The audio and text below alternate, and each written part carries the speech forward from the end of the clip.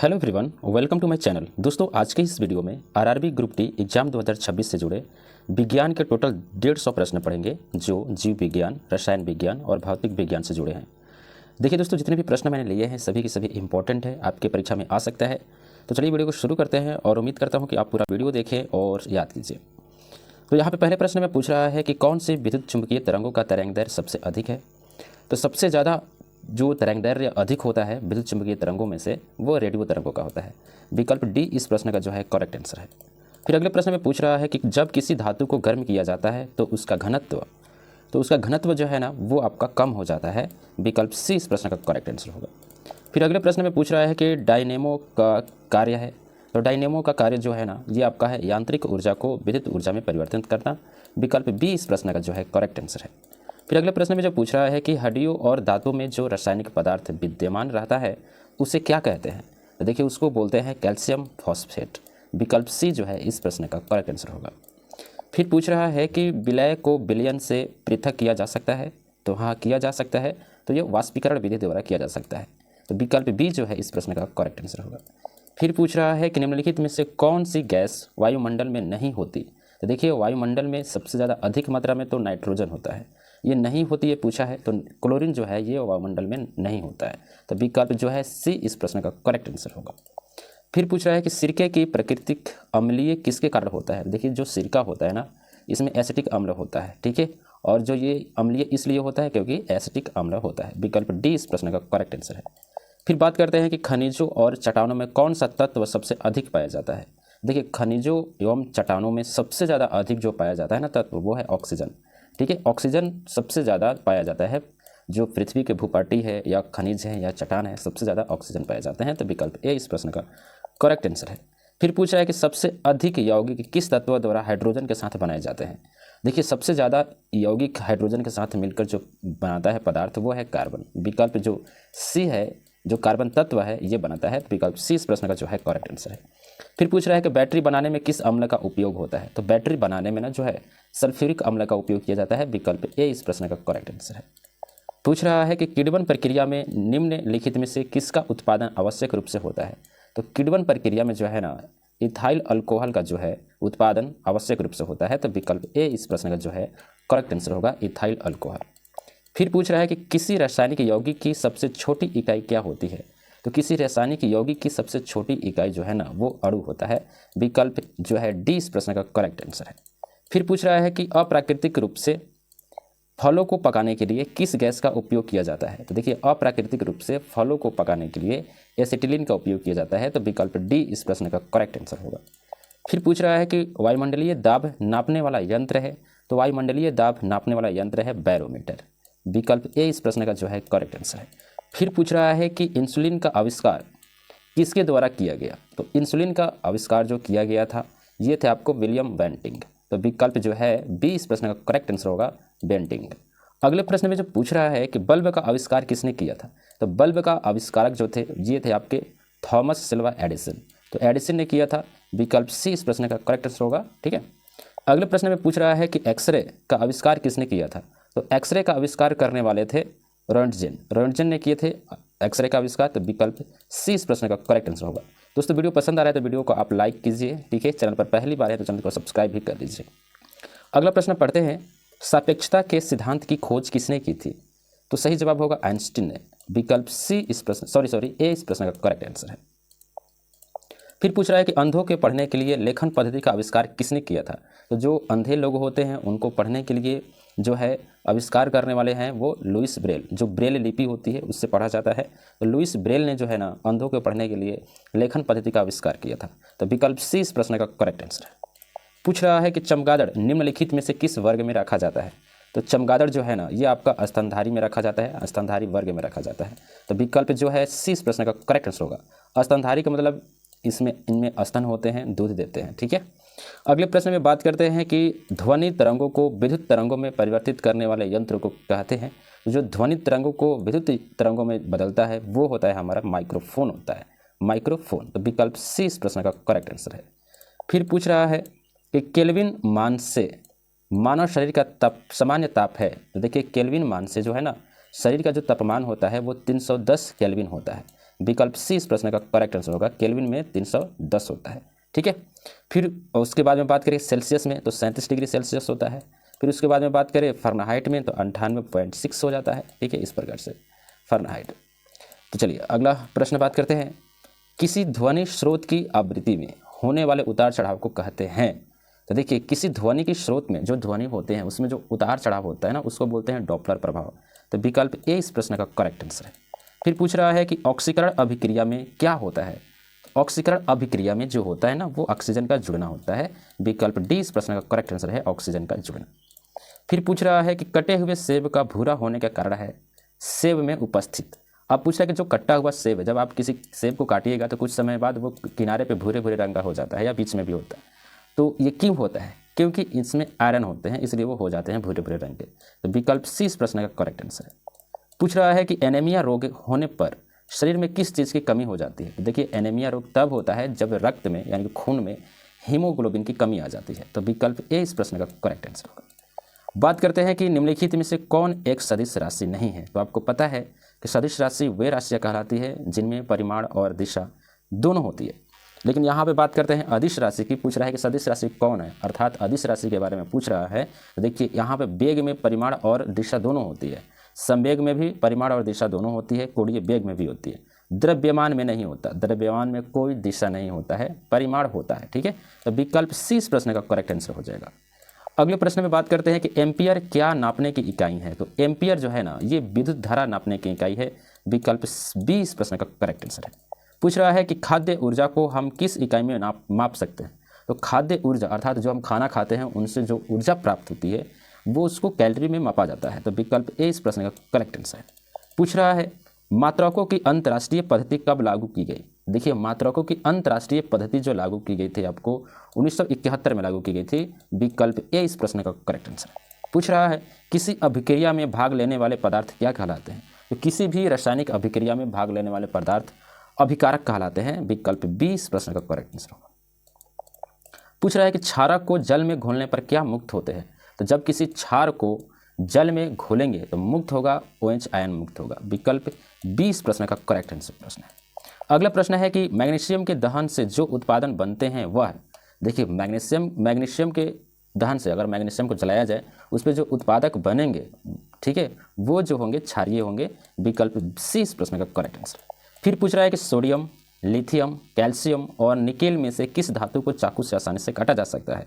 देखिए यहाँ पे बात करते हैं सोडियम जो मुलायम है इसको आसानी से काटा जा सकता है चाकू से। फिर पूछ रहा है कि इनमें से कौन सी धातु द्रव्य अवस्था में पाई जाती है। तो द्रव्य अवस्था में पाई जाने वाली जो है ना धातु वो मरकरी है। विकल्प ए इस प्रश्न का करेक्ट आंसर है। फिर पूछ रहा है कि निम्न में से कौन अधातु पानी में डुबाकर रखी जाती है। तो सब जो अधातु है पानी में डुबाकर रखी जाती है वे है आपको श्वेत फास्फोरस। पानी में डुबाकर इसको रखा जाता है। विकल्प सी इस प्रश्न का करेक्ट आंसर है। फिर पूछ रहा है निम्न में से कौन सी अभिक्रियाओं के युग में हमेशा साथ साथ होते हैं। तो यहाँ पे देखिए युग में पूछ रहा है तो बात करते हैं उदासीनीकरण और विस्थापन दोनों एक साथ साथ होती है। तो विकल्प सी इस प्रश्न का जो है करेक्ट आंसर होगा। संयोजन और विखंडन तो होगा ही नहीं एक साथ, ऑक्सीकरण और अवकरण एक साथ नहीं हो सकता, अवक्षेपण और विस्थापन एक साथ नहीं हो सकता, तो उदासीनीकरण और विस्थापन एक साथ होता है। विकल्प सी इस प्रश्न का करेक्ट आंसर। पूछ रहा है कि कौन सा अधातु कमरे के ताप पर द्रव्य होता है। तो देखिए कौन सा अधातु कमरे के ताप पर द्रव्य होता है, तो वो है ब्रोमीन। ब्रोमीन जो होता है कमरे के जो तापमान है आपके उसी तापमान पर ये द्रव्य अवस्था में होगा। विकल्प बी इस प्रश्न का करेक्ट आंसर है। फिर पूछ रहा है कि समुद्र के पानी से नमक निकालने के लिए निम्नलिखित में से कौन सी विधि अपनाई जाती है। देखिए समुद्र के पानी से जो नमक निकाला जाता है वो विधि कहलाता है हमारा वाष्पीकरण विधि। वाष्पीकरण में क्या होता है कि जल को उबाला जाता है, जल जो है वो भाप बनकर ऊपर की तरफ उड़ जाता है और रह जाता है नमक। ठीक है दोस्तों, वीडियो पसंद आ रहा है तो वीडियो को लाइक जरूर कीजिए। चैनल पर पहली बार हैं और अभी तक चैनल सब्सक्राइब नहीं किया है तो चैनल को सब्सक्राइब भी कर लीजिए और जो पास में जो बेल आइकन होता है आप उसे भी प्रेस कर दीजिएगा। ठीक है, चलिए अगला प्रश्न में पूछ रहा है कि खनिजों एवं चट्टानों में कौन सा तत्व सबसे अधिक पाया जाता है। तो आपको पता है कि जो ऑक्सीजन है सबसे अधिक पाया जाता है, ठीक है, लेकिन ऑप्शंस में देखेंगे ऑक्सीजन नहीं है। तो इसके बाद जो होता है ना वो सिलिकॉन होता है, सिलिकॉन पाया जाता है। विकल्प बी इस प्रश्न का करेक्ट आंसर है। फिर पूछ रहा है कि सबसे अधिक यौगिक किस तत्व द्वारा हाइड्रोजन के साथ बनाए जाते हैं। तो सबसे ज़्यादा यौगिक जो है ना ये आपका, ये प्रश्न तो रिपीट है, आप लोग कमेंट बॉक्स में कमेंट करके हमें बताइए कि इस प्रश्न का सही उत्तर क्या होगा। फिर अगले प्रश्न में बात करते हैं, हाइपो जिसका उपयोग फोटोग्राफी में होता है रासायनिक तौर पर कहलाता है। देखिए हाइपो जिसका उपयोग फोटोग्राफी में होता है ना, वो होता है सोडियम थायोसल्फेट। विकल्प बी इस प्रश्न का जो है करेक्ट आंसर। फिर पूछ रहा है कि दूध की शुद्धता किस यंत्र से मापी जाती है। तो दूध की शुद्धता जो मापी जाती है ना, वो लैक्टोमीटर से मापी जाती है। विकल्प ए इस प्रश्न का करेक्ट आंसर है। पूछ रहा है सापेक्षता के सिद्धांत की खोज किसने की थी। तो सापेक्षता के सिद्धांत की खोज करने वाले थे आइंस्टीन। विकल्प ए इस प्रश्न का करेक्ट आंसर है। फिर पूछ रहा है कि अंधों के पढ़ने के लिए लेखन पद्धति का आविष्कार किसने किया था। तो अंधों के पढ़ने के लिए लेखन पद्धति का आविष्कार करने वाले थे लुईस ब्रेल। यहाँ पे ये क्वेश्चन रिपीट है। अगले प्रश्न की बात करते हैं, डीएनए की खोज किसने की थी। देखिए डीएनए की खोज करने वाले थे आपके यहाँ पे वाटसन एंड क्रिक। ठीक है, वाटसन एंड क्रिक जो है ये आपको डीएनए की खोज करता है। ठीक है, विकल्प बी इस प्रश्न का करेक्ट आंसर होगा। फिर पूछ रहा है कि फाउंटेन पेन का आविष्कार किसने किया था। तो फाउंटेन पेन का आविष्कार करने वाले थे ये वाटरमैन किए थे। विकल्प ए इस प्रश्न का करेक्ट आंसर है। पूछ रहा है कि ओम के नियम से किस राशि का मात्रक लिया गया है। तो ओम के नियम से किस राशि का मात्रक लिया गया है। तो वो जो राशि है ना, वो है प्रतिरोध का। ठीक है, प्रतिरोध। ओके, प्रतिरोध राशि का जो मात्रक लिया गया है। फिर पूछ रहा है कि अणु के कृत्रिम विभंजन की खोज किसकी थी। तो अणु के कृत्रिम विभंजन की खोज करने वाले थे ना, ये आपके फर्मी थे। विकल्प बी इस प्रश्न का करेक्ट आंसर है। फिर पूछ रहा है कि गुणसूत्रों में विभाजन न होकर जो कोशिका विभाजन होता है उसे कहते हैं। तो गुणसूत्रों में विभाजन न होकर जो कोशिका विभाजन में होता है उसको बोलते हैं आपको असूत्री विभाजन। ठीक है, एमाइटोसिस। विकल्प बी इस प्रश्न का करेक्ट आंसर है। फिर पूछ रहा है कि चमगादड़ निम्नलिखित में से किस वर्ग में रखा जाता है। तो चमगादड़ को जो रखा जाता है ना, वो स्तनधारी होते हैं। विकल्प सी इस प्रश्न का करेक्ट आंसर है। फिर पूछ रहा है कि श्वेत रक्त कणिकाओं का प्रमुख कार्य है। तो श्वेत रक्त कणिकाओं का जो प्रमुख कार्य है ना, वो जीवाणु को नष्ट करना, जीवाणुओं को नष्ट करना। विकल्प डी इस प्रश्न का करेक्ट आंसर है। फिर पूछ रहा है कि लंबे पौधों में जल को ऊपर खींचने में सबसे आवश्यक बल होता है। देखिए जो लंबे पौधों में जल को ऊपर खींचने में सबसे जो आवश्यक बल होता है ना, वो होता है वाष्पोत्सर्जन खिंचाव। ठीक है, वाष्पोत्सर्जन खिंचाव से जो जल है ऊपर की तरफ जाता है। अब जल देखिए गिरे ना, चारों तरफ बिखरे ना, इसलिए यहाँ पर एक बल काम करता है, जल का सलांगी बल। लेकिन यहाँ पे ऊपर पहुँचाने का काम कौन करता है, तो वाष्पोत्सर्जन खिंचाव। डी करेक्ट है। फिर पूछेंगे किस पौधों में लैटेक्स नहीं पाया जाता है। तो लैटेक्स नहीं पाया जाता है आपको नीम के पौधों में। विकल्प डी इस प्रश्न का करेक्ट आंसर है। फिर पूछ रहा है कि हृदय की धड़कन को अंकित करने वाले उपकरण को कहते हैं। तो हृदय की धड़कन को अंकित करने वाले उपकरण को कहते हैं कार्डियोग्राफ। कार्डियोग्राफ। विकल्प ए इस प्रश्न का करेक्ट आंसर होगा। फिर पूछ रहा है कि वाहनों के इंजन को ठंडा रखने वाले उपकरण को कहते हैं। तो वाहनों के इंजन को ठंडा रखने वाला उपकरण जो है ना, वो है रेडिएटर। रेडिएटर होता है। विकल्प बी इस प्रश्न का करेक्ट आंसर होगा। पूछ रहा है कि कौन विद्युत का सुचालक है। तो विद्युत का जो सुचालक है इसमें से कौन सा हो सकता है जिससे आर पार जो है विद्युत जा सकता है। तो वो जो है ना आपका प्लाज्मा से जा सकता है। जल वाष्प से नहीं जाएगा, वायु से नहीं जाएगा, अक्रिय गैस से भी नहीं जाएगा। प्लाज्मा जो होता है खून में होता है, इससे जा सकता है। विकल्प सी से करेक्ट आंसर होगा। पूछ रहा है कि जिप्सम के सबसे विशाल भंडार देश के निम्नलिखित में से किस राज्य में पाए जाते हैं। तो जिप्सम जो पाया जाता है ना, ये राजस्थान में पाया जाता है। विकल्प 20 प्रश्न का करेक्ट आंसर। पूछ रहा है पौधों में जल एक महत्वपूर्ण घटक है जो भाग लेता है। तो जल किस प्रक्रिया में भाग लेता है, तो प्रकाश संश्लेषण में भाग लेता है। विकल्प सी इस प्रश्न का करेक्ट आंसर। पूछ रहा है कि ध्वनि तरंगों को विद्युत तरंगों में परिवर्तित करने वाले यंत्र को कहते हैं। देखिए ध्वनि तरंगों को विद्युत तरंगों में परिवर्तित करने वाले अंग को बोला जाता है माइक्रोफोन। विकल्प सी इस प्रश्न का करेक्ट आंसर। फिर पूछ रहा है कि द्रव्यों में आवेश का प्रवाह होता है। तो देखिए द्रव्यों में आवेश का जो प्रवाह है ना, वो होता है आयनों के द्वारा। यदि आयन रहेंगे जिस पदार्थ में, उसमें जो है आवेश प्रवाहित होगा। विकल्प 20 प्रश्न का करेक्ट आंसर। पूछ रहा है कि वह कौन सी गैस है जो अक्रिय होते हुए भी अस्थायी नहीं है। तो अक्रिय होते हुए भी जो अस्थायी नहीं है ना, वो रेडॉन है। रेडॉन एक अक्रिय गैस है लेकिन अस्थायी नहीं है। विकल्प 20 प्रश्न का करेक्ट आंसर। फिर पूछ रहा है कि कोशिका में माइटोकॉन्ड्रिया कहाँ पाए जाते हैं। देखिए कोशिका में माइटोकॉन्ड्रिया जो पाए जाते हैं ना, वो आपको कोशिका द्रव्य में पाए जाते हैं। विकल्प सी इस प्रश्न का करेक्ट आंसर है। पूछ रहा है कि पौधे में प्रोटीन का संश्लेषण मुख्य रूप से होता है। तो पौधे में प्रोटीन का संश्लेषण मुख्य रूप से होता है जो है ना, विभज्योतिकी तथा संग्राहक ऊतकों में। ठीक है, संग्राहक ऊतकों में करेक्ट आंसर होगा। विकल्प डी करेक्ट है। पूछ रहा है कि गेहूं के दाने में पाई जाने वाली प्रोटीन को कहते हैं। तो देखिए गेहूं के दाने में पाई जाने वाली जो प्रोटीन है ना, उसको बोलते हैं ग्लूटेन बोला जाता है। विकल्प सी करेक्ट आंसर। फिर पूछ रहा है कि विभव प्रवणता का मापक होता है। तो विभव प्रवणता के जो मापक होता है ना वो होता है हमारा ओम सेंटीमीटर। विकल्प बी करेक्ट आंसर है। फिर पूछ रहा है कि न्यूट्रॉन तथा प्रोटॉन की संख्याओं के योगफल को कहते हैं। तो न्यूट्रॉन तथा प्रोटॉन की जो संख्याओं का योगफल होता है ना उसको बोलते हैं द्रव्यमान संख्या। विकल्प सी करेक्ट आंसर। फिर पूछ रहा है कि निकोटीन पदार्थ किस पौधे में पाया जाता है। देखिए निकोटीन जो पाया जाता है ना वो तंबाकू में पाया जाता है। विकल्प ए इस प्रश्न का करेक्ट आंसर होगा। दोस्तों वीडियो पसंद आ रहा है तो वीडियो को आप लोग लाइक जरूर कीजिए और चैनल पर पहली बार हैं चैनल को सब्सक्राइब कर लीजिए, ठीक है। चलिए अगला प्रश्न पढ़ते हैं। पोलियो रोग किस वर्ग के रोगाणु द्वारा होता है। देखिए पोलियो रोग जो होता है ना ये आपको विषाणु के कारण होता है। विषाणु वर्ग के जितने भी रोगाणु होते हैं उसके कारण होता है। तो विकल्प ए इस प्रश्न का करेक्ट आंसर होगा। पूछ रहा है कि किस पौधों की जड़ों पर ग्रंथियाँ पाई जाती है। तो किस पौधों की जड़ों पर ग्रंथियाँ पाई जाती है तो वो जो है ना आपका मटर के जड़ों पर ग्रंथियाँ पाई जाती है। विकल्प डी इस प्रश्न का करेक्ट आंसर होगा। फिर पूछ रहा है कि निम्नलिखित में से कौन सा अंडे देने वाला जंतु है। तो अंडे देने वाला जंतु जो है ना ये आपका हम देखें तो कंगारू तो बच्चा देता है, चूहा भी बच्चा देता है, चमगादड़ भी देता है और ये स्तनधारी होता है। डकविल जो है ना ये आपका अंडा देता है। विकल्प डी इस प्रश्न का करेक्ट आंसर होगा। अगले प्रश्न में पूछ रहा है कि कृषि शास्त्र में किसको उन्नत किया जाता है। तो कृषि शास्त्र में उन्नत किया जाता है पौधों और पशुओं को। विकल्प ए इस प्रश्न का करेक्ट आंसर होगा, पौधों और पशुओं को। फिर बात करते हैं कि फ्लोरिकल्चर के अंतर्गत किसका अध्ययन किया जाता है। तो फ्लोरिकल्चर में जो है ना फूलों का अध्ययन किया जाता है। डी करेक्ट आंसर है। पूछ रहा है कि काली मिट्टी का काला रंग किसकी उपस्थिति के कारण होता है। तो काली मिट्टी का काला रंग जो है ना ये उपस्थिति होता है आपका टिटेनिफेरस मैग्नेटाइट एवं ह्यूमस का। विकल्प सी इस प्रश्न का करेक्ट आंसर है। पूछ रहा है कि किस मिट्टी में अधिक समय तक आर्द्रता बनाए रखने की क्षमता होती है। कोई मिट्टी है इसमें ज़्यादा समय तक नमी रहेगी, किस मिट्टी में भाई तो वो मिट्टी है काली मिट्टी। विकल्प बी इस प्रश्न का करेक्ट आंसर होगा और इसी मिट्टी में कपास की खेती अधिकतर किया जाता है। अगला प्रश्न की बात करते हैं मूंगफली की खेती के लिए कौन सी मिट्टी उपजाऊ होती है। तो देखिए मूंगफली की खेती के लिए ना सबसे ज़्यादा काली मिट्टी ही होती है। विकल्प ए इस प्रश्न का करेक्ट आंसर हो जाएगा काली मिट्टी। फिर पूछ रहा है कि सघन खेती का संबंध किससे है। देखिए सघन खेती का जो संबंध है ना वो आपका है ना ये मौजूदा भूमि के सघन उपयोग से उपज बढ़ाना। विकल्प डी इस प्रश्न का करेक्ट आंसर होगा। फिर पूछ रहा है कि बीजों के अंकुरण में कौन सा कारक महत्वपूर्ण नहीं है।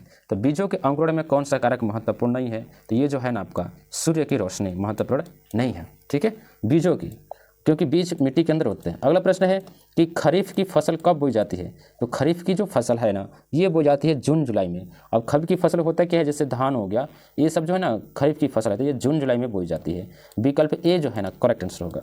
फिर पूछ रहा है कि रबी की फसल कब बोई जाती है। रबी की फसल जो है ना अक्टूबर नवंबर के दिनों में, जैसे ज्वार हो गया, बाजरा हो गया, उसके बाद में गेहूँ हो गया, सरसों हो गया, तो यहाँ पे करेक्ट होगा डी, ठीक है। फिर अगले प्रश्न में पूछ रहा है कि निम्नलिखित में से कौन सा एक सम्मिलित नहीं है। तो यहाँ पे सम्मिलित नहीं है बताना है।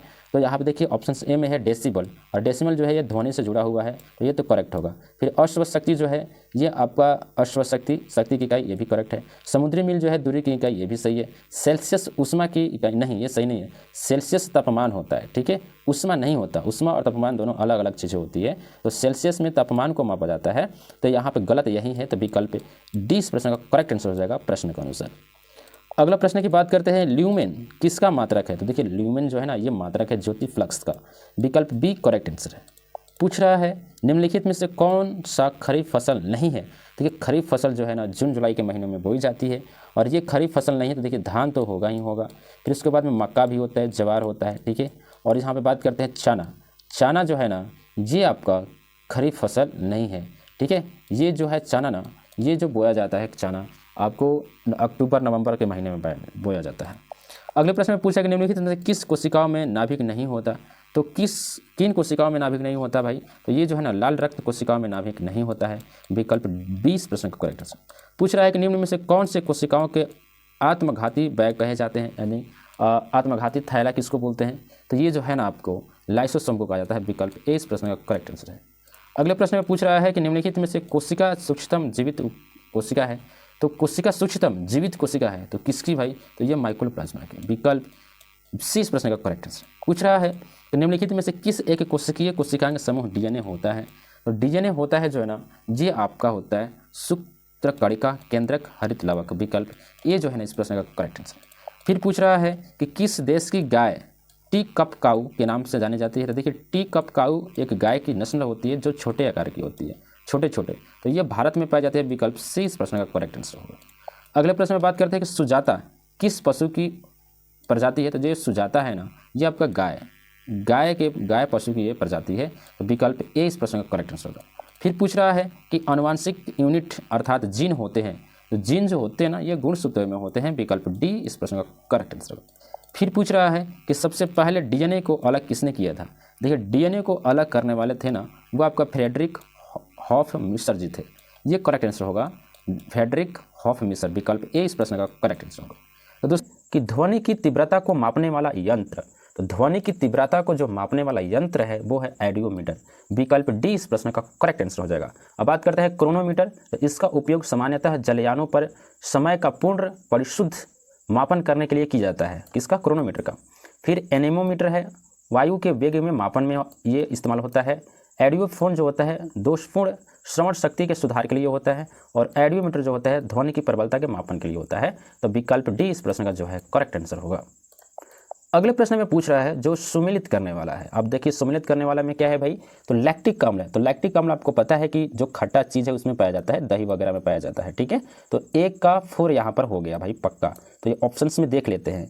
ए के सामने 4, ए में नहीं है और बी में नहीं है, लड़ाई है अब सी और डी में। टार्टारिक अम्ल जो होता है ना, ये जो आपका पाया जाता है इमली वगैरह में, खट्टा वाला जो ज़्यादा खट्टा वाला चीज़ है, टार्टारिक अम्ल पाया जाता है इमली में। ठीक है, फिर उसके बाद में जो है यहाँ पर ऑक्जेलिक अम्ल जो होता है ना, ये टमाटर में होता है। ऑक्जेलिक अम्ल टमाटर में होता है। ठीक है, सिट्रिक अम्ल जो है ना, नारंगी, संतरा में भी जो होता है सिट्रिक अम्ल होता है। ओके, तो यहाँ पे मिलान किया जाए तो यहाँ पर क्या हो जाएगा भाई, ए का 4, फिर बी का है 1, यहाँ पे बी का 1। ठीक है, बी का 1, तो यहाँ पर देखा जाए डी में है। तो विकल्प डी ही इस प्रश्न का करेक्ट आंसर हो जाएगा। आगे भी मिलाएंगे तो आपको इसी प्रकार से मिलेगा। 3 का 3, सी का 3, डी का 2। ठीक है, चलिए अगला प्रश्न बात करते हैं। पूछ रहा है कि रुधिर में श्वेत रक्त कणिकाओं की अत्यधिक मात्रा में उपस्थिति को रोग विज्ञान की भाषा में कहते हैं। अब प्रश्न को समझिएगा। रक्त जो होता है, एक होता है आरबीसी, एक होता है डब्ल्यूबीसी। तो देखिए यहाँ पे डब्ल्यूबीसी की बात हो रही है, अर्थात श्वेत रक्त कणिकाओं की अत्यधिक मात्रा में उपस्थिति रोग विज्ञान में क्या कहा जाता है। तो ये कहा जाता है ल्यूकेमिया। और ल्यूकेमिया क्या होता है, तो ल्यूकेमिया है आपका ब्लड कैंसर से जुड़ा हुआ रोग है। ठीक है, तो ब्लड कैंसर अत्यधिक मात्रा में हो जाता है तो जब श्वेत रक्त कणिकाओं की मात्रा बढ़ जाती है। ठीक है, अगले प्रश्न में पूछा है कि शरीर में सबसे बड़ी अंतस्रावी ग्रंथि निम्न में से कौन सी है। तो जो हमारा शरीर में सबसे बड़ी अंतस्रावी ग्रंथि है ना, वो है थायराइड ग्रंथि, जिसको बोलते हैं O2। तो विकल्प ए इस प्रश्न का जो है करेक्ट आंसर है। www का आविष्कारक कौन है। तो www का आविष्कारक जो है ना, टिम बर्नर ली है। और आपको पता है कि www गूगल पर एड्रेस ग्रुप में इस्तेमाल किया जाता है। फिर पूछ रहा है कि न्यूनतम मेमोरी साइज की इकाई चुनिए। तो यहाँ पे 4 ऑप्शन है, जैसे यहाँ पे दिया है KB, और इसमें दिया है GB, फिर इसमें दिया है MB, फिर इसमें दिया है TB। देखिए, KB का मतलब होता है किलोबाइट, MB का मतलब होता है मेगाबाइट, GB का मतलब होता है गीगाबाइट, TB का मतलब होता है टेराबाइट। तो देखिए यहाँ पे सबसे इनमें से छोटा जो है ना वो KB है। तो विकल्प ए इस प्रश्न का करेक्ट आंसर हो जाएगा, क्योंकि 1024 KB बराबर होता है 1 MB, 1024 MB बराबर होता है 1 GB, 1024 GB बराबर होता है 1 TB। तो विकल्प ए इस प्रश्न का करेक्ट आंसर है। फिर पूछ रहा है कि ईथरनेट एक उदाहरण है। तो ईथरनेट एक उदाहरण है लैन का। लैन का मतलब होता है लोकल एरिया नेटवर्क। ठीक है, फिर अगले प्रश्न में पूछ रहा है कि रमन प्रभाव का प्रकाश की उन किरणों से संबंध है जो आर पार जाती है। तो रमन प्रभाव जो है ना, उन किरणों से संबंधित है जो किरण सभी पारदर्शी माध्यम के आर पार हो जाती है। तो विकल्प डी इस प्रश्न का करेक्ट आंसर होगा। पूछ रहा है कि प्राकृतिक रेडियो एक्टिविटी की खोज किसके द्वारा की गई थी। तो ये जो है ना, मैरी क्यूरी के द्वारा खोज की गई थी। विकल्प तो रेडियम के खोजकर्ता कौन, तो मैरी क्यूरी। फिर पूछ रहा है कि हेनरी बैकरल ने, यहाँ पे उनका कुछ प्रमुख नोट्स हैं।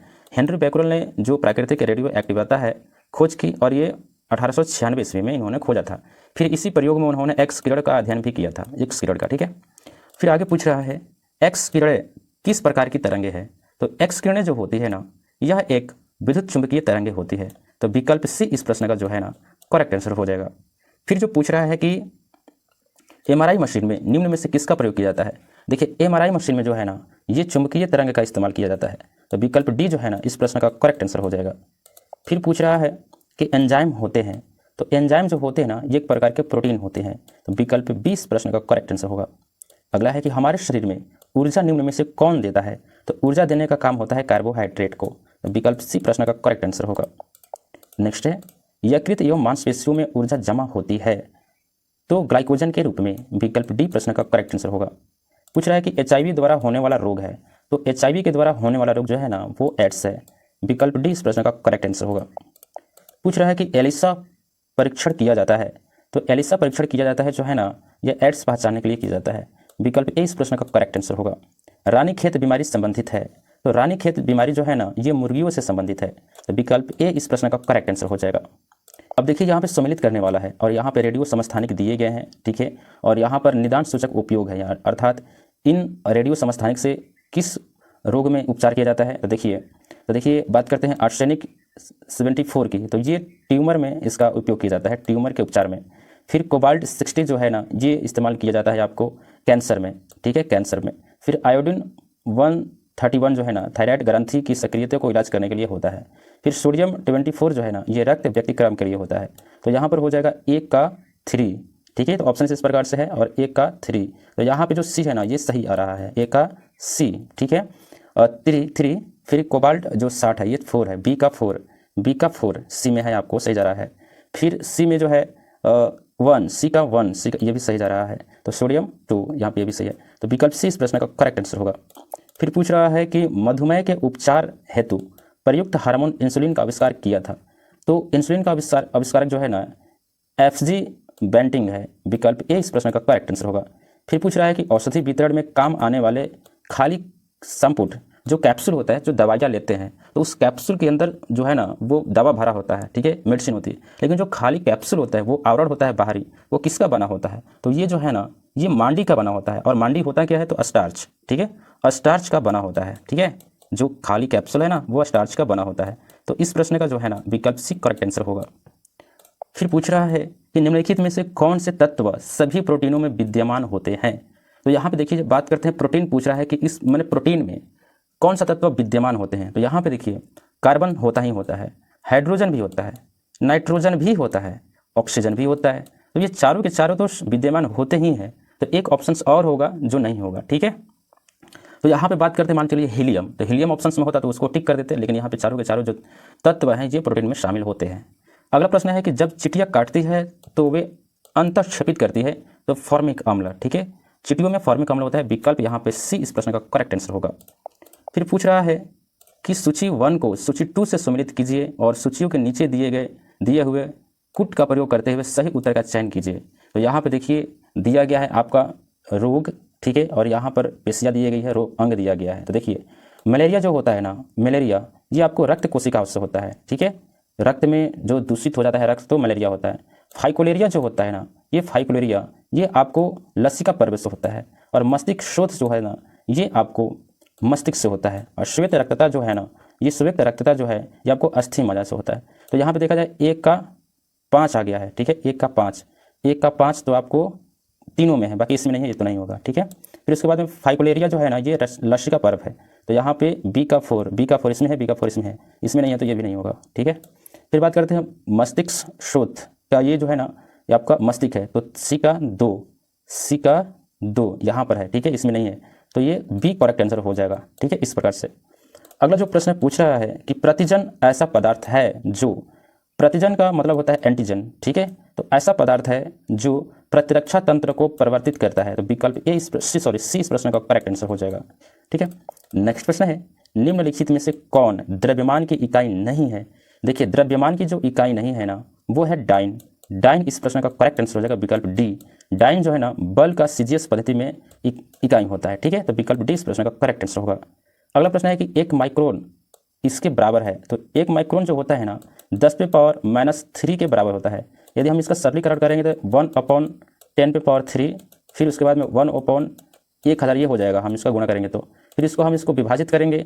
तो विभाजित करने के लिए यहाँ पे 3 जीरो तो लगाना पड़ेगा, ठीक है, प्रथम जीरो के लिए यहाँ पे दशमलव, फिर 2 जीरो के लिए 2 जीरो यहाँ पे रख देंगे जो कहते हो, फिर 1 से भाग कर देंगे तो ये कट जाएगा, 1 आ जाएगा। तो यहाँ पे देखा जाए तो 0.001 यहाँ पे एक करेक्ट आंसर होगा, 0.001 मिलीमीटर। विकल्प सी इस प्रश्न का करेक्ट आंसर होगा, ठीक है। फिर पूछ रहा है कि न्यूटन के पहले नियम को कहते हैं। तो न्यूटन के पहले नियम को जो कहते हैं ना जड़त्व का नियम, तो विकल्प बी इस प्रश्न का करेक्ट आंसर होगा। फिर पूछ रहा है कि पृथ्वी के गुरुत्वाकर्षण क्षेत्र की तीव्रता अधिकतम होती है तो ये ध्रुवों पे होती है। विकल्प ए इस प्रश्न का करेक्ट आंसर होगा। फिर पूछ रहा है कि यूरेनियम विखंडन की सतत प्रक्रिया को जारी रखने में किस कण की जरूरत होती है। तो यूरेनियम विखंडन में जो है ना, ये न्यूट्रॉन जो कण होता है, ये न्यूट्रॉन कण के कारण ही यूरेनियम विखंडन जो है ना हमेशा चालू रहता है। ठीक है, तो विकल्प सी इस प्रश्न का करेक्ट आंसर होगा।